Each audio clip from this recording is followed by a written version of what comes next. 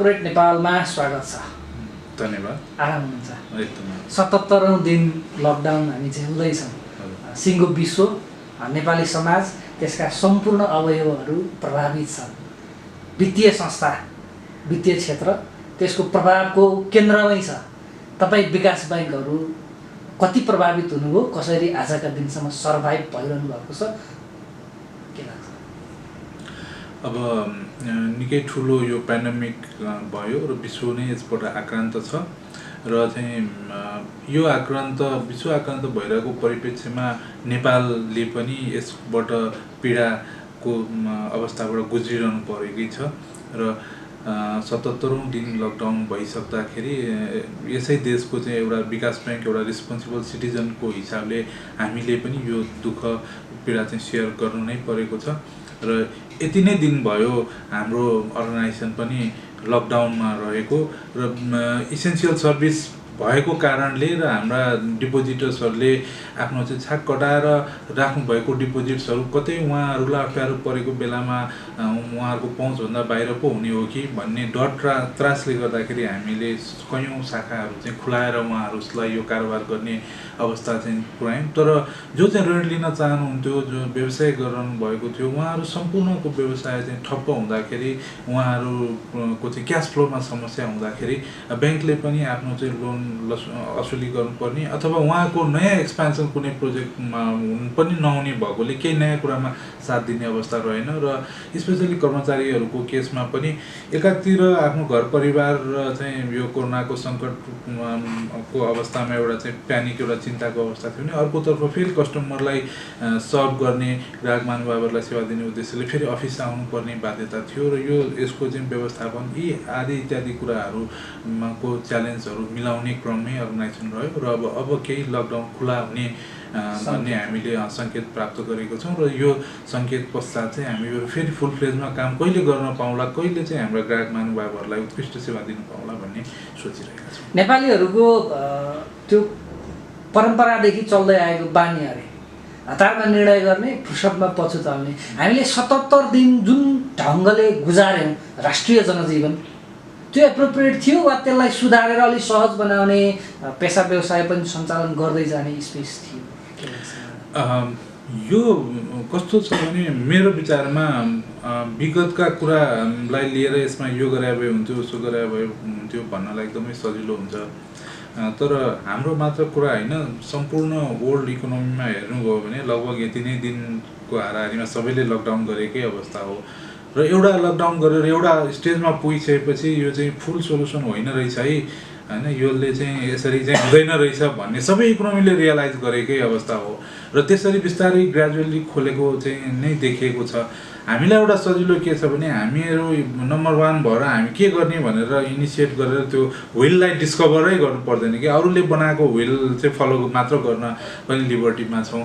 इन्डियाको केस हेर्नुहोस्, होइन, उनीहरूले पनि लकडाउन गरे र चाहिँ लामो एउटा समय पछाडि बिस्तारै ग्रेजुअली खोल्दैछौँ। अब हामी त्यो स्टेजमा आइसकेका छौँ जस्तो लाग्दछ र चाहिँ हो अब केही कुराहरू अझ राम्रोसँग व्यवस्थापन गरेका भए अझ राम्रो रिजल्टहरू हुने थियो।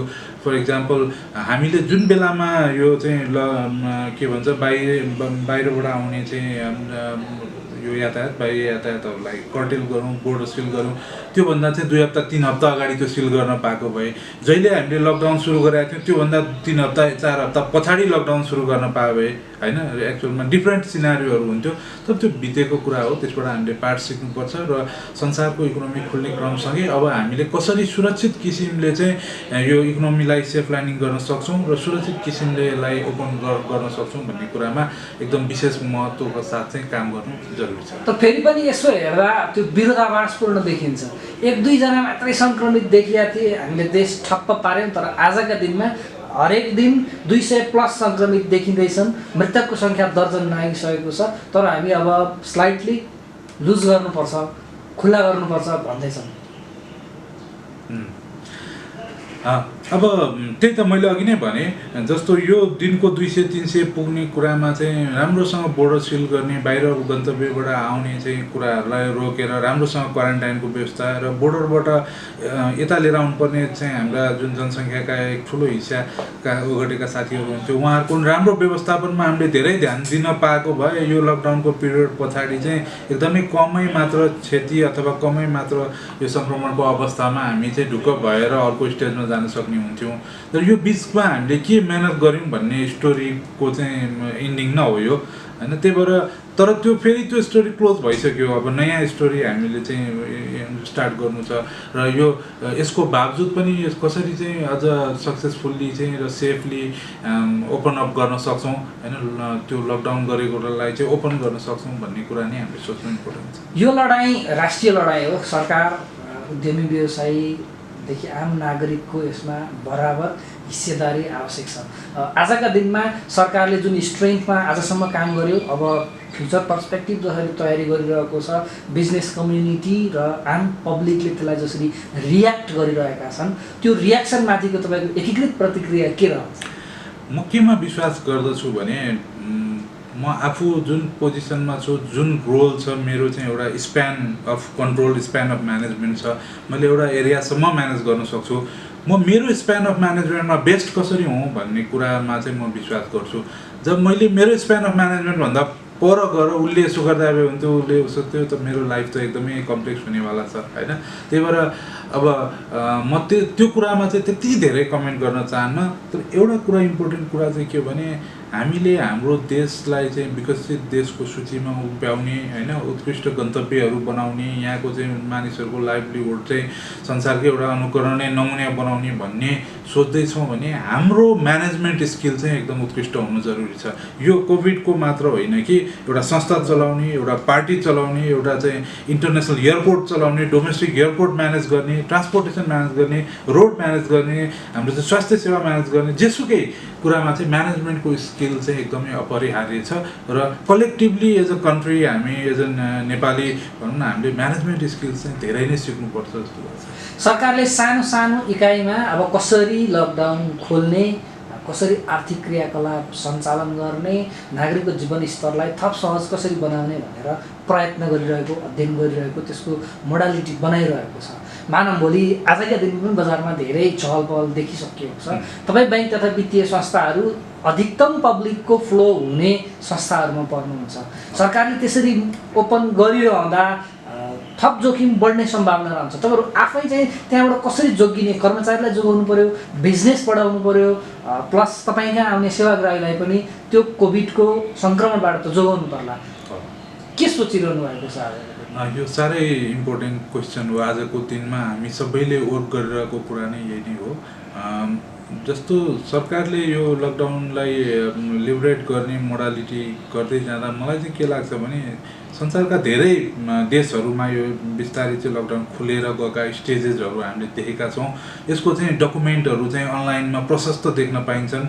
मित्र राष्ट्र भारतले पनि भर्खरै लकडाउन खोल्ने चाहिँ मोडालिटी ल्याइसकेको छ र त्यसमा हाम्रो चाहिँ माटो सुहाउँदो, हाम्रो इकोनोमी सुहाउँदो के चाहिँ चेन्जेसहरू गर्न आवश्यक छ भन्यो भने त्यो मोडालिटी बनाउन खासै गाह्रो कुरा हो जस्तो लाग्दैन। हामीले पनि त्यस्तै डकुमेन्टहरू चाहिँ रिफर गरेका हौँ र सरकारले लकडाउन अनाउन्स गर्नुभन्दा केही दिन अगाडिदेखि नै हामीले चाहिँ लगभग 50%मा ब्याङ्कमा कारोबार सुरु गरिसकेका छौँ। 50% स्टाफको थ्रुबाट वर्क एट होम हामीले सुरु गरिसकेका छौँ। र अब यो लकडाउन पश्चात पनि अहिले हामीले 2-3वटा त्यही बेलादेखिकै कन्टिन्युएसन भन्छु म, 2-3वटा कुराहरू गरेका छौँ। एउटा हामीले यहाँ आउने ग्राहक महानुभावहरूलाई सोसियल डिस्टेन्सिङको चाहिँ इन्फ्रास्ट्रक्चर कसरी तयार गर्ने भन्नेमा लागेका छौँ। बेसिकली हामीले चाहिँ एउटा बल्कमा हाम्रो यो सोसियल डिस्टेन्सिङको लागि आवश्यक पर्ने स्टिकर्सदेखि लिएर अन्य सामग्रीहरू चाहिँ हामीले यो चाहिँ प्रिन्टिङको लागि दिइसकेका छौँ। केही दिन भित्रमा हामी त्यो इन्स्टल गर्छौँ र चाहिँ त्यो बाहिर उभिँदा क्युमा बस्दाखेरि चाहिँ सर्कलहरू बनाउने र सोसियल डिस्टेन्स मेन्टेन गर्ने त्यो मेकानिजम बनाएका छौँ। हाम्रो सम्पूर्ण यो ब्रान्चेसहरूमा चाहिँ सेनिटाइजर्सहरू अभाइलेबल छ र सेनिटाइजर्सहरू हामीले दिएका छौँ। धेरै भिडभाड हुने शाखाहरूमा हामीले चाहिँ यो थर्मल गनहरू पनि राखेका छौँ। हाम्रा टेलरमा काम गर्ने साथीहरू ग्लोभ्स लगाएर मास्क लगाएर काम गर्नुहुन्छ। त्यस्तै गरेर हामीले अल्टरनेटिभली चाहिँ काम गर्ने सेड्युल बनाएका छौँ र हामी आफू बिचमा पनि हदैसम्म सोसियल डिस्टेन्सिङ चाहिँ फलो गरिरहेका छौँ। अब जहाँसम्म हाम्रो रिक्वेस्ट चाहिँ के छ भने हाम्रो ग्राहक महानुभावहरूलाई कृपया हाम्रो डिजिटल प्लेटफर्महरू युज गरिदिनु होला। धेरै ठुलो हामीले लगानी गरेका छौँ र यो गाह्रो साँघुरोको बखतमा तपाईँले प्रयोग नगर्नु भएको भए पनि एकचोटि प्रयोग गरेर हेरिदिनु होला। यो सिक्ने एउटा चाहिँ मौका पनि हो र यस पश्चात चाहिँ धेरैजसो कामहरू ब्याङ्क आउनुपर्ने आजको दिनमा लोनसँग रिलेटेड चाहिँ म भन्न सक्दिनँ, तर लोन बाहेकका लगभग 50-60% कामहरू घरमा बसेर गर्न सकिन्छ र भिडभाड कम गरेर आफूलाई चाहिँ पनि जोखिमबाट चाहिँ बस्नु होला र अरू अन्य इकोनोमीका अरू कम्पोनेन्टहरूलाई पनि जोखिमबाट बचाउनु होला भन्न चाहन्छु। हिजोका दिनमा तपाईँको एउटा शाखाले एउटा कर्मचारीले जति सेवाग्राहीलाई सेवा दिन सक्थ्यो, आज सोसियल डिस्टेन्सिङको कारणले त्यो अवधि बढ्ने हो। तपाईँका ग्लोभ्स किन्नु पर्यो, सेनिटाइजर किन्नु पर्यो, लगायतका अरू यावत सामग्रीहरू पनि किन्नु पर्यो, टाइम पनि बढी कन्ज्युम गर्नुपर्ने हो। बिजनेस समय धेरै लाग्ने बित्तिकै एउटा सर्भिस प्रोभाइडर सेवाग्राहीलाई धेरै समय दिनु परेपछि बिजनेसको टाइम पनि तपाईँको बढ्ने नै हो। कस्ट चाहिँ बढिरहने, आम्दानी चाहिँ घटिरहने रहेछ यो बिचमा कसरी म्यानेज गर्नु? एकदमै समय सान्दर्भिक कुरा उठाउनु भयो। हामीले योचोटिको बजेटको एक्सर्साइज गरिरहेका छौँ अहिले कमिङ फिस्कल इयरको बजेट बनाउने। यसमा चाहिँ यो सेनिटाइजर्स लगायतका खर्चहरूको लागि नयाँ शीर्षकै चाहिँ सिर्जना गर्नु पर्यो होइन, जुन पहिले थिएन। त मैले यसरी हेरेको छु, यो चाहिँ एउटा पेन्डेमिक हो, यो नर्मल सिचुएसन होइन र पुरानो समयलाई नर्मल समय भनिन्थ्यो भने अहिले चाहिँ वर्ल्ड लिटरेचरमा हेर्नुभयो भने पनि यो लकडाउन खुले पश्चात पनि यो कोभिड-19 को चाहिँ रोकथाम नहुनेसम्म, भ्याक्सिनेसन नहुनेसम्मको अवस्थालाई न्यू नर्मल भनिएको छ। न्यू नर्मलको नर्म्सहरू डिफ्रेन्ट छ। मास्क लगाउने, ग्लोभ्स लगाउने, सेनिटाइजर युज गर्ने, सोसियल डिस्टेन्सिङ फलो गर्ने, यो चाहिँ केही समयलाई जारी रहनेछ र तपाईँले भने जस्तो अब इफिसियन्टली हामीले सर्भिसेसहरू दिन सक्दैनौँ। पहिले जस्तो चाहिँ लोनहरूको डिमान्ड नहोला, सर्भिसेसहरूको डिमान्ड नहोला, प्रोडक्ट्सहरूको चाहिँ त्यो किसिमको डिमान्ड नहोला, कतिपय बिजनेसेसहरू अलि लामै समय चाहिँ प्रभावित हुन् कि भन्ने हामीलाई आशंका छ र त्यसको बिचमा हाम्रो त यहाँले भन्नुभयो जस्तो चाहिँ खर्च बढ्ने र त्यसो अनुरूपको आर्जन नहुने हो कि भन्ने समस्या त्यो पनि चाहिँ छ। त्यसमा म दुईवटा कुरो मेरो चाहिँ सोचाइ के छ भने, एउटा जब यस्तो डिफिकल्ट परिस्थितिहरू आए त्यस्तो परिस्थितिमा एउटा चाहिँ जिम्मेवार नागरिकले, चाहे त्यो लिगल सिटिजन हुन् चाहे चाहिँ यो अर्गनाइजेसन हुन्, यी सबैले नाफाभन्दा पर गएर कसरी जनजीविकामा मद्दत गर्ने, कसरी चाहिँ अन्य आफूभन्दा चाहिँ दुखी सहयोग चाहिनेलाई कसरी सहयोग गर्ने भन्ने जुनसुकै कम्युनिटीले पनि गरेकै कुरा हुन्। त्यही भएर हामीले चाहिँ कसरी यो अर्थतन्त्रलाई जोगाउने, कसरी देशलाई चाहिँ रनिङ गराउने, कसरी अर्गनाइजेसनलाई रनिङ रूपमा अथवा कन्टिन्युसली रन गराइरहने, यो कुरामा फोकस दिएर प्रफिटतर्फको फोकसलाई चाहिँ अलिकति कम सोच्नुपर्ने अवस्था छ, 1 नम्बर। 2 नम्बर, र यस्तो गाह्रो साँघुरो अप्ठ्यारो परिस्थितिमा यो संसार साक्षी छ, यो चाहिँ मानव चाहिँ सभ्यता साक्षी छ कि जहिले यस्ता डिफिकल्टी भए ह्युमन बिइङ म्यानकाइन्ड चाहिँ यसमा विजय भएर आएको छ र अझ सफल, अझ सशक्त र अझ विनिङ जिन्सहरू चाहिँ आफूमा कल्केट गरेर चाहिँ झन् डाइनामिक भएर बाहिर निस्किएर चाहिँ ठुलो च्यालेन्जहरू लिएको अवस्था छ र म आशावादी छु कि यो सिचुएसन पछाडि हामी अझ एज अ विनर इभल्भ भएर निस्किनेछौँ।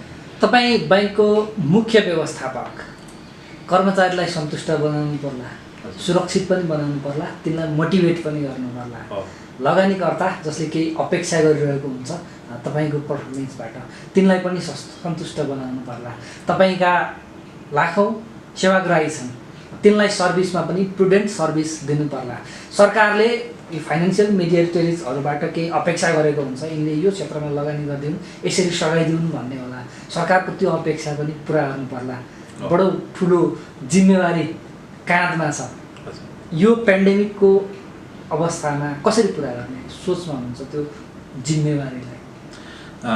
एकदमै राम्रो। त्यो सबैजना स्टेक होल्डर्सहरू जो हुनुहुन्छ अहिलेको अवस्थामा हामीले एउटा कुरो चाहिँ के छ भने, हामीले हाम्रो आफ्नो स्वार्थ अथवा हाम्रो बेनिफिट बाट अलिकति माथि उठ्न सक्नुपर्छ जस्तो लाग्छ मलाई। सबैजना भनेको यहाँले उठाउनु भएको हाम्रो इन्भेस्टर्सहरू पनि हुनुहुन्छ, हाम्रा कर्मचारी साथीहरू पनि हुनुहुन्छ, टप म्यानेजमेन्टका टिममा भएका साथीहरू पनि हुनुहुन्छ, गभर्मेन्ट पनि स्टेक होल्डर हो उहाँहरू हुनुहुन्छ, अनि रेगुलेटर हुनुहुन्छ हाम्रा नियमन गर्ने उहाँहरू, सबैजना हामीहरू सबैजना यो इकोसिस्टम इकोनोमी भन्ने इकोसिस्टमको चाहिँ एउटा पार्ट भएको हुनाले हामीहरू सबैजनाले चाहिँ आफ्नो सेल्फ बेनिफिट मात्र हेर्नु हुने अवस्था छैन एक नम्बर। र कहिलेकाहीँ दुःख लाग्छ मलाई हैन, समाचारहरूमा सुन्छु कि एकदमै धनी साहु महाजन पनि चाहिँ राहतको लाइनमा बसेको रे हैन, यस्तो यस्तो न्युजहरू हेर्दा। र हामीले त्यो जब बेनिफिटबाट बाहिर निस्किएर म को हुँ, मैले के योगदान गर्न सक्छु भन्ने कुरा रियलाइज गरेर खुला मनले चाहिँ अगाडि आउन सक्दैनौँ, तबसम्म चाहिँ यस्तो किसिमको भनौँ न सिचुएसनलाई हामीले विन गर्न सक्दैनौँ। एज एन अर्गनाइजेसनको इम्प्लोइ भएको हिसाबले हिजोको दिनमा चाहिँ हामीले एउटा लेभलमा नाफा गरेका थियौँ होला, एउटा चाहिँ स्यालेरी फेसिलिटी बेनिफिट्सको कुरा थियो होला, इन्क्रिमेन्ट्सको कुराहरू थियो होला, बोनसको कुरा थियो होला। अब आज त्यही कुरा हामीले एक्सपेक्ट गरेर हुँदैन। र सबैभन्दा ठुलो मेरो चाहिँ प्रयास के रहनेछ भने मासिक रूपमा तलब कटौती गर्न नपरोस्, कुनै स्टाफको चाहिँ लाई ल घरै बस आज अहिलेको समयलाई भन्नुपर्ने अवस्था नरहोस्, मेरो मुख्य उद्देश्य त्यो रहन्छ। तर त्यो भन्दैमा फेरि हिजो आएका सबै चाहिँ बेनिफिटहरू कन्टिन्यू नै हुन्छ भन्ने अवस्था नहुन सक्छ। गभर्मेन्टलाई हामीले एउटा प्रफिट हुँदाखेरिको अवस्थामा लास्ट इयर हामी चाहिँ मिडियम यो ट्याक्स पेयरले हामीलाई सबभन्दा हाइएस्ट चाहिँ ट्याक्स पेयर भनेर सम्मान गर्नुभएको थियो होइन। आज हामीले हिजोकै लेभलमा त्यो ट्याक्स पे गर्ने अवस्था नहुन सक्छ। त्यस्तै गरेर रेगुलेटरलाई हामीले चाहिँ कम्प्लायन्सको लागि उहाँहरूले सम्पूर्ण निर्देशनहरूलाई हामीले इन्ट्याक्ट रूपमा पालना गरेको अवस्था थियो। तर आजको अवस्थामा यो लकडाउनको परिस्थितिमा कतिपय कुराहरू चाहिँ त्यो नियमनकारीको सम्पूर्ण प्यारामिटर्सहरू आज हामीले फलो गर्ने अवस्था नहोला होइन। जस्तो चाहिँ असुली गर्दा यति दिनभित्र असुली भएन यो कार्य गर्ने, त्यसमा हामीले चाहिँ पूर्ण रूपमा जानु सक्ने अवस्था नहोला।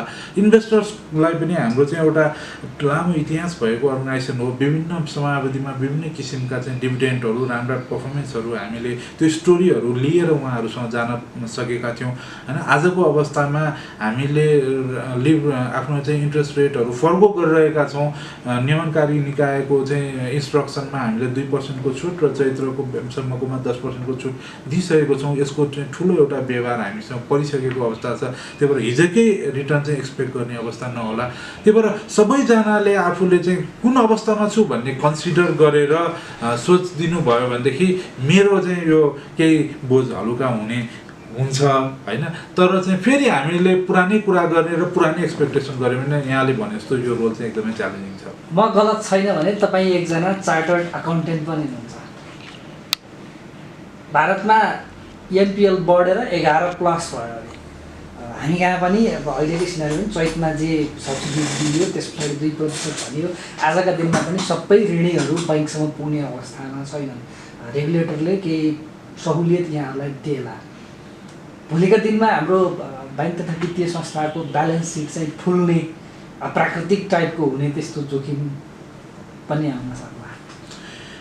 कसरी म हेर्छु भने यो कोरोनाको जुन यो लकडाउनको पिरियड र यसले केही चाहिँ प्रतिकूल एकदम गम्भीर समस्या पार्ने अथवा गम्भीर असर पार्ने केही समय यो जुन बिचको पिरियड थियो, अब जस्तो लकडाउन 3 महिना मानौँ सपोज र बाँकी अर्को 3 महिना मानौँ होइन, मेरो एउटा एस्टिमेसन मात्र, त्यो 6 महिनाको पिरियडलाई चाहिँ हामीले टाइम ल्याप्स गर्नुपर्छ होइन। यो 6 महिनाभन्दा अगाडि यदि कुनै चाहिँ गुड बरोवर थियो, उसले सबै प्यारामिटर्सहरू फुलफिल गरेर बसिरहेको थियो र यो 6 महिनाको काममा यो पेन्डेमिकको कारणले उसले आफ्नो बिजनेस रन गर्न नपाएर चाहिँ समस्यामा भयो भने यसलाई चाहिँ हामीले टाइम ल्याप्स गरेर एउटा सर्टेन पिरियडभित्रमा उसले यसलाई चाहिँ रिजल्भ गर्न सक्ने अप्सन दिनुपर्छ जस्तो लाग्छ।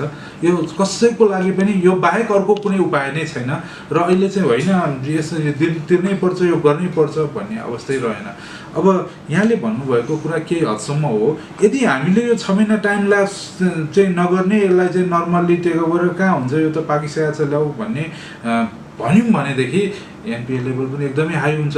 यति दिन बहुत नतिरेको चाहिँ तिम्रो प्रोभिजन के हो भनेर हामीलाई सोध्यो भने त्यो प्रोभिजन हामीले बढाउनुपर्छ, त्यो हाई हुन्छ। र संसारभरिका रेगुलेटर्सहरूले इन्क्लुडिङ हाम्रो चाहिँ रेगुलेटरले पनि हामीसँग जुन किसिमको इन्टरेक्सन उहाँहरूले गर्नुभएको छ त्यो हिसाबले गर्दाखेरि यो त्यो थट प्रोसेसमा उहाँहरू हुनुहुन्न। कसरी रिल्याक्सेसन भन्दा नि इम्पोर्टेन्ट चाहिँ कसरी यो इकोनोमीलाई सेफ ल्यान्डिङ गराउने र सर्भाइभ गराउने र चाहिँ फ्युचरप्रति चाहिँ एकदमै एक्साइटेड बनाएर लिएर जाने र चाहिँ पुरानो टेम्पोमा लिएर आउने भन्ने त्यो थट प्रोसेसमा हुनुहुन्छ। त्यही भएर कलेक्टिभली हामी सबै मिलेर मात्र गर्न सक्ने हो। एउटा ब्याङ्कको एउटा रेगुलेटर होइन सबैजना मिलेर यसलाई सेफ ल्यान्डिङ गर्नलाई त्यो पिरियडलाई टाइम ल्याप्स गरेर हामीले जानुपर्ने हुन्छ। तपाईँ आफै भन्दै हुनुहुन्थ्यो धनीमानीहरू पनि कचौरा लिएर राहत लिन बसे। यो राहत चाहिँ यतापट्टि बिजनेसमा दिने सपोर्टतिर पनि जोडेर हेर्नु। आजको दिनमा तपाईँले भनिहाल्नुभयो त्यो 6 महिनाको पिरियडलाई ल्याप्स पिरियड मान्नुपर्छ र स्क्रिनिङ चाहिँ कसरी गर्ने, कसलाई त्यो पिरियडमा राख्ने कसलाई नराख्ने। किनभने आजको दिनमा त सबै शक्तिशाली छन्, सबैले लबिङ गरिरहेका हुन्छन्। त्यो ढङ्गले भएका जति सबैलाई एउटै बास्केटमा हालेर ल्याप्समा राखियो भने पनि समस्या आउला। स्क्रिनिङ कसरी गर्ने? जस्तो धनीमानी पनि कटोरा लिएर निस्किए भन्ने कुरामा चाहिँ कोही मान्छे त्यसरी निस्किए र तिनीहरूले चाहिँ के गरे भने ब्याड एक्जाम्पल सेट गरे र economy at large people at large चाहिँ फेरि त्यस्तो देखाएको छैन मैले। खल्तीमा चाहिँ तपाईँको 10,000 रुपियाँ हुने मान्छेले मलाई 5,000 भएपछि यो 5,000 चाहिँ म हेल्प गर्न सक्छु भनेका ज्वलन्त उदाहरणहरू कैयौँ उदाहरणहरू यो इकोनोमीमा छन्। त्यही भएर ग्रिड भनेको लोभ भन्छ नि, लोभ भनेको चाहिँ एउटा यस्तो रोग हो कि त्यसले धनी गरिब हो यो मान्छे यो जातको यो वर्णको भनेर हेर्दैन होइन। त्यही भएर हामीहरू यो समयमा त्योबाट बाहिर निस्किनु पर्ने हुन्छ। दोस्रो अब यो क्लासिफिकेसन कसरी गर्ने भन्नेमा हामी डेभलपमेन्ट ब्याङ्कर्स एसोसिएसनको चाहिँ मेम्बर भएको नाताले पनि र चाहिँ नेपाल राष्ट्र ब्याङ्कले बेला बेलामा हामीहरूलाई बोलाएर एउटा चाहिँ छलफल अन्तर्क्रिया गर्ने पोलिसी निर्माणमा गर्ने क्रममा डिस्कसन भएकोमा पनि र चाहिँ इन्टरनेसनल प्र्याक्टिसेसहरू हेर्दाखेरि हामीले अब्जर्भ गर्दाखेरि पनि यसमा हामीले टोटल हाम्रो बरोवर्सहरूलाई 3वटा क्याटेगोरीमा डिभाइड गर्नुपर्ने जस्तो लाग्छ। एउटा चाहिँ अति प्रभावित होइन, कुन बिजनेस चाहिँ अति प्रभावित भयो र यो तपाईँको के छ भने रकेट साइन्स पनि होइन, अनि त्यस्तै मध्यम प्रभावित र चाहिँ न्यून प्रभावित त सबै प्रभावित हो होइन। र तपाईँले आज खाद्यान्नको कुरा गर्नुभयो भने पनि खाद्यान्नवालाले पनि उसले चाहिँ आफ्नो कति धेरै रिस्क लिएर उसले काम गर्ने वातावरण भइरहेको छ। एउटा लिमिटेड पिरियडमा खोलेर चाहिँ डेलिभरीदेखि लिएर सर्भिसेसहरू उसले प्रोभाइड गर्न सकिरहेको छैन चाहेको हुन्छ। प्रभावित सबै प्रभावित हो, तर यो 3टा क्याटेगोरीमा क्राइटेरियामा बाँड्नुपर्छ जस्तो लाग्छ। र यो क्याटेगोरीको चाहिँ प्यारामिटर सेट गर्नुपर्छ। अति प्रभावित हुनलाई के हुनुपर्ने होइन, मिडियममा हुनलाई के हुनुपर्ने, न्यून प्रभावित के, र यो 3वटा क्याटेगोरीको लागि डिफ्रेन्ट ट्रिटमेन्ट हुनुपर्छ। र अब हेर्नुहोस् म एज अ ब्याङ्कको चाहिँ अफिसियल भएको नाताले, एउटा चार्टर्ड एकाउन्टेन्ट भएको नाताले, एउटा म्यानेजमेन्ट चाहिँ प्र्याक्टिसियन भएको नाताले मेरो केही थट प्रोसेसहरू होला होइन। त्यस्तै रेगुलेटर्सको तर्फबाट चाहिँ लार्ज म्याक्रो इकोनोमी हेर्दाखेरि उहाँहरूको केही पर्सपेक्टिभ होला। जुन बरोवरहरू हुनुहुन्छ, जुन चाहिँ आज पीडामा हुनुहुन्छ, बिजनेस गरिरहेको पिपलहरू हुनुहुन्छ, उहाँहरूको आफ्नो पर्सपेक्टिभ के होला होइन। केही एउटा इन्डिपेन्डेन्ट थर्ड पार्टी होला जसले चाहिँ सबैको कुरा चाहिँ अन्डरस्ट्यान्ड गर्ला। केही यस्तो एउटा मेकानिजम बनाएर यसलाई चाहिँ डिभाइड गरेर कस्तो ट्रिटमेन्ट गरेर अगाडि बढ्ने भन्ने कुरा चाहिँ इम्पोर्टेन्ट हुन्छ। र हालै मात्र राष्ट्र ब्याङ्कले चाहिँ यो पुनर्कर्जाको लागि चाहिँ के भन्छ ड्राफ्ट तयार गर्नुभएको छ। यो ड्राफ्ट चाहिँ सर्कुलेसनमा लिएर आउनुभएको छ। मेरो विचारमा यो पुनर्कर्जामा चाहिँ एउटा पोइन्ट चाहिँ यो कोभिडबाट चाहिँ कुनै समस्यामा पर्नु भएको उहाँहरूको लागि समेत यो पुनर्कर्जा अभाइलेबल छ। र यसमा पनि फ्यु प्यारामिटर्सहरू छन्, सबैजनाले पाउने होइन। कोभिडले असर गरेर आफ्नो चाहिँ यो लायबिलिटीलाई तिर्नलाई केही समस्या भएका त्यस्ता व्यापार व्यवसाय जसलाई चाहिँ हामी रिभाइभ गर्न सक्छौँ उहाँहरूले पाउने हो। र सबै पक्षले त्यसमा चाहिँ फिडब्याक राम्रोसँग दिइदिनु भयो भने पनि हामी बेटर बनाउन सक्छौँ। राष्ट्र ब्याङ्कले अघिल्लो पटक कोरोनाको सन्तास आरम्भ भएपछि, लकडाउन आरम्भ भएपछि 10% ब्याज छुट दियो भनेर चैत मसालासँग तिर्न हामीलाई, त्यसपछि 4th क्वार्टरमा आएर 2% ब्याज घटाइदेऊ नै भन्यो। यसले बिजनेसमा इन्कममा कति प्रभाव पार्नेछ? यसको अर्को एङ्गल पनि के आउँछ भन्दा राष्ट्र ब्याङ्कले अलिक बढी चाहिँ ब्याङ्क तथा वित्तीय संस्थालाई नै यो राहत दिने नाममा अलिक बढी पेल्यो कि यति धेरै नगर्न पर्थ्यो? भन्ने पनि छ। यो पनि एउटा बिजनेस हो अनि यसको पनि यहाँ चाहिँ इन्भेस्टर्सहरू हुनुहुन्छ, ठुलो लगानी उहाँहरूले गर्नुभएको छ र कुनै पनि यो इन्भेस्टमेन्ट गरेको बिजनेस गर्दाखेरि चाहिँ यो छुटले उसले बेयर गर्न सक्ने अमाउन्ट हो कि होइन होइन, यस्तो कुराहरूको पनि कुरा चाहिँ एकदमै इम्पोर्टेन्ट हुन्छ। तर मैले अघि नै भनिसकेँ, जुन कुरा भइसक्यो गइसक्यो अब त्यसमा फेरि फर्केर केही गरेर त्यसमा चाहिँ केही छैन। हाम्रो जस्तो अर्गनाइजेसनलाई म यहाँलाई स्टोरी म भन्छु, लास्ट इयर हाम्रो अराउन्ड 17.5 करोडको हामीले नेट प्रफिट गरेका थियौँ र आजको दिनमा यो दुईटा छुटको रकम चाहिँ लगभग 12 करोडको हाराहारीमा छ भनेपछि एउटा 17.5 करोड लास्ट इयर प्रफिट कमाएकोलाई 12 करोड छुट दिए भनेर यो वर्षमा भन्दा कस्तो चाहिँ अवस्था भयो होला होइन। अब यो त अरूहरूको पनि अवस्था पीडा चाहिँ उहाँहरूसँगै नै होला। तर पनि के छ भने हामी एउटा ल अबाइडिङ अर्गनाइजेसन हौँ, रेगुलेटेड इन्डस्ट्रीभित्र पर्दछौँ र हामीले यो कुरा बुझेका छौँ कि यो इकोनोमीलाई चाहिँ चलायमान बनाउनलाई यसलाई चाहिँ यो जुन समस्याबाट उकास्नको लागि हाम्रो मेजर रोल हुन्छ यो कुरा हामीले बुझेका छौँ र चाहिँ जुन कुरा रेगुलेटर्सहरूले लिएर आउनु भएको छ र चाहिँ हामीले त्यसलाई अक्षरशः पालना गरेर जानेको चाहिँ विकल्प छैन। राष्ट्र ब्याङ्क मौद्रिक नीतिको ड्राफ्ट तयार पार्दै होला, गभर्नन्समा पनि यही भनेर भएको छ। देशका सबै नागरिक, सबै पेसा व्यवसाय कुनै न कुनै रूपमा प्रभावित, बैंक तथा वित्तीय संस्था पनि प्रभावित, तिनलाई पनि केही न केही चाहिएला। मौद्रिक नीतिबाट के चाहने? यो मौद्रिक नीति एकदमै इम्पोर्टेन्ट छ किनभने यत्रो ठुलो चाहिँ पेन्डेमिक पछाडिको सिचुएसनलाई ह्यान्डल गर्नुपर्ने छ यो मौद्रिक नीति। त्यही भएर यो मौद्रिक नीति बनाउने बेलाको माइन्डसेट चाहिँ अरू बेलाको मौद्रिक नीति बनाउने माइन्डसेट भन्दा एकदमै डिफ्रेन्ट हुनुपर्छ र एकदमै हामी फर्चुनेट छौँ। हाम्रो चाहिँ रेगुलेटरमा जसले अहिले लिड गरिरहनु भएको छ, धेरै वर्ष चाहिँ खारिएको एकदम अनुभवी चाहिँ चार्टर्ड एकाउन्टेन्ट हुनुहुन्छ, एकदमै लर्न्ड यो चाहिँ अर्थमन्त्री हुनुहुन्छ र एक्सपेन्सन ठुलो मनी चाहिएको छ इकोनोमीलाई र चाहिँ सस्तो मनी चाहिएको छ। किनभनेदेखि दुई तिनवटा कुरा, एउटा मनीको फ्लो बढायो भने त्यसबाट कन्फिडेन्स बिल्ड हुन्छ, इकोनोमिक एक्टिभिटिजहरू प्रमोट हुन्छन् र चाहिँ अर्को कुरा चाहिँ त्यसको कस्ट कम भयो भने रिस्क लिने पोटेन्सियल पनि बढ्छ। यो टुल सबैको थ्रुबाट चाहिँ एउटा बिजनेसम्यान कन्फिडेन्ट भएर चाहिँ उसले आफ्नो थट प्रोसेस अनुसारको चाहिँ आइडियाजहरू चाहिँ बिजनेस आइडियाजहरूलाई उसले इम्प्लिमेन्ट गर्न सक्छ। त्यही भएर धेरै इकोनोमीमा पैसा फ्लो हुने किसिमको, एक्सपेन्सन हुने किसिमको, त्यस्तो किसिमको चाहिँ मोनेटरी पोलिसी चाहिँ आवश्यक छ र हामीहरू त्यही नै हेरिरहेका छौँ। र यसको फलस्वरूप मलाई चाहिँ के लाग्छ भने लोनका इन्ट्रेस्ट रेट्सहरूमा पनि केही घट्लान्, डिपोजिटका इन्ट्रेस्ट रेट्सहरूमा पनि केही घट्लान्। ठुलो अमाउन्टमा चाहिँ गभर्मेन्टले मनीलाई रिसाइकल गर्ला, रिमोबिलाइज गर्ला, बोन्ड्सहरूका कुराहरू आउलान्, डेभलपमेन्ट बोन्ड्स होइन, कर्पोरेट बोन्ड्सहरूका कुराकानीहरू आउलान्, सिआरआर एसएलआरहरूमा केही चाहिँ तलमाथि लिक्विडिटी रेसियोहरूमा केही चेन्जेसहरू होलान्, त्यस्तै गरेर सिसिडी रेसियोजमा केही चेन्जेसहरू होलान् र कलेक्टिभिटी फ्लो अफ मनी चाहिँ एकदमै इन्क्रिज होला भन्ने मेरो expectation. Flow of money increase होला भन्नु हो। हामी यहाँ लिक्विडिटीको चिज सन्दर्भ चाहिँ एकदम फ्लक्चुएट भइरहेको छ। 3 महिना अगाडि अधिक हुने, 3 महिना पछाडि न्यून भएर हाहाकार मचिने अवस्था छ। अब फ्युचर प्रेडिक्सन, नियर फ्युचर एउटा ठुलो च्यालेन्ज चाहिँ के थियो भने अब रेमिटेन्सको जुन किसिमको फ्लो थियो त्यो पनि ब्रेक लाग्ने अवस्था छ र चाहिँ लाखौँ हाम्रो एउटा ट्रेन म्यान पावर चाहिँ फर्केर आउने अवस्था छ। त्यो रेमिटेन्सको फ्लो कम हुने पछाडि सोर्स अफ यो डिपोजिट्समा चाहिँ अलिकति असर पर्नेछ।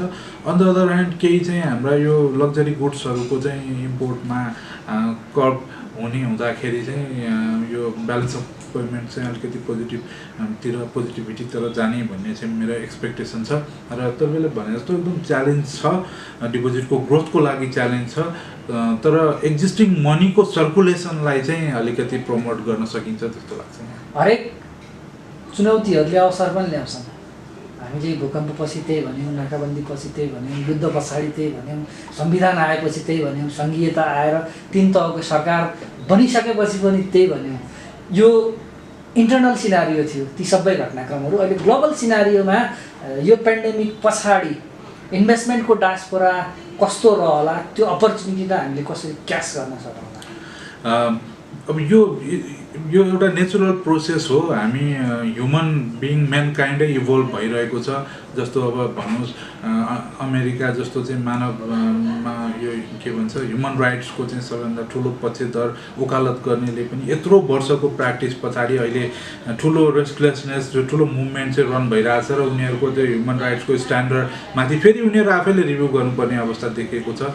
यो सम्पूर्ण यो देशहरूको लागि यो चाहिँ इक्वल्ली इम्पोर्टेन्ट छ र कोभिड पश्चात पनि हामीहरू इभल्भ हुने नै हो एज अ ह्युमन काइन्ड र चाहिँ एज अ नेपाल पनि इकोनोमीको रूपमा इभल्भ हुने नै हो। यहाँले भन्नुभएका जति पनि हिजोका घटना परिघटनाहरू जसलाई हामीले पास गरेर आयौँ हिजोको भन्दा आज वाइजर भएको चाहिँ पक्कै छौँ। अब हुनुपर्ने जति भयौँ भएनौँ अब त्यो इज डिफरेन्ट स्टोरी तर definitely we have become more wise. र अब यो इन्भेस्टमेन्टको डायस्पोरामा मेरो विचारमा के लाग्छ भने नेपालको केसमा चाहिँ people will go back to basics a little bit. हिजो हामीले अलिकति फन पार्कका कुरा गर्थ्यौँ, थिम पार्कका कुराहरू गऱ्यौँ होइन, ठुल्ठुलो टुरिज्मका कुराहरू गऱ्यौँ भने आज maybe we need to go back and look at like एग्रिकल्चरको कुरा फेरि चाहिँ गर्नु पर्ला होइन, फेरि चाहिँ स्मल कटेज इन्डस्ट्रीको कुराहरू गर्नु पर्ला होइन। बेसिक्समा हामी अलिक बेसी जानुपर्ने अवस्था चाहिँ होला। त्यो इन्भेस्टमेन्टको त्यो डायस्पोरामा होला। अब जहाँसम्म रियल इस्टेटको चाहिँ भविष्य के हुन्छ यसको चाहिँ हिजोको जति यसको कस्टहरू अथवा एउटा इन्भेस्टमेन्ट पर्थ्यो त्यो इन्भेस्टमेन्टहरूको अमाउन्टहरू डिक्रिज भयो कि इन्क्रिज भयो होइन, घर जग्गाको भाउ घट्यो बढ्यो त्यो चाहिँ समस्या होला। सेयरको चाहिँ प्राइसेसहरूको के होला त्यो डिफ्रेन्ट डायस्पोरा होला। तर इन्भेस्टमेन्ट भन्ने साथ अबको समयमा चाहिँ हामीले ब्याक टु बेसिक्स जाने खालको इन्भेस्टमेन्ट चाहिँ प्रमोट गर्नुपर्ने। अन्तिममा तपाईँको कामना सेवा विकास ब्याङ्क आजको स्ट्रेन्थ के हो छोटो? अब हामीले फ्युचर हेरेर एकदमै ठुलो म्यासिभ एक्सपेन्सन गरेका थियौँ र यो म्यासिभ एक्सपेन्सनको थ्रुमा चाहिँ हाम्रो 123वटा शाखा भएको छ। विकास ब्याङ्कहरूमध्ये हामी दोस्रो ठुलो शाखा सञ्जाल भएका अर्गनाइजेसन भयौँ र यो शाखा सञ्जाल चाहिँ किन हामीले बिल्ड गरेका थियौँ भने धेरै ठुलो चाहिँ नम्बरमा कस्टमरलाई क्याटर गर्न सक्छौँ भनेर। आज त्यो रिलेभेन्ट कसरी भयो भने यति धेरै शाखा सञ्जाल नभएको भएदेखि सायद धेरै ठाउँमा हामीले सर्भ गर्न सक्दैनथ्यौँ र यो सोसल डिस्टेन्सिङका बावजुद ठुलो कस्टमर क्लाइन्टल बेस चाहिँ हामीले सर्भ गर्ने अवस्थामा छौँ र हामीसँग एकदमै यो रेडिली यो लकडाउनको पिरियडमा इन्ट्रेस्टिङ प्रोडक्ट्सहरू बनाएका छौँ जुन यो लकडाउन पछाडि तुरुन्तै उहाँहरूको दैनिक जीवनमा आवश्यक पर्ने खालका प्रोडक्टहरू छन्। हामी वान आफ्टर अनदर यसलाई अनभेल गर्दै जानेछौँ र चाहिँ त्यो प्रोडक्ट्सहरू हामी यस्तो सजिलो माध्यमबाट डेलिभरी गर्नेवाला छौँ कि यो सर्भिस डेलिभरी चाहिँ is going to be a big के भन्छ कम्पिटेटिभ एज फर अस। र यत्रो शाखा सञ्जाल यस्ता राम्रा प्रोडक्ट र चाहिँ एकदम इजिएस्ट सर्भिस डेलिभरी मेकानिजम यो तिनवटा कुरा चाहिँ हाम्रो लागि अनि डेडिकेटेड र मोटिभेटेड हाम्रो म्यान पावर वर्क फोर्सहरू छन्। यो चारवटै कुराको कम्बिनेसन चाहिँ हाम्रो सबभन्दा विनिङ स्ट्रेङ्थ हो जस्तो लाग्छ। महत्त्वपूर्ण समय र विचारका लागि यहाँलाई धेरै धेरै धन्यवाद। केही कुरा भन्न मौका दिनुभयो यसको लागि मेरो तर्फबाट धेरै धेरै धन्यवाद।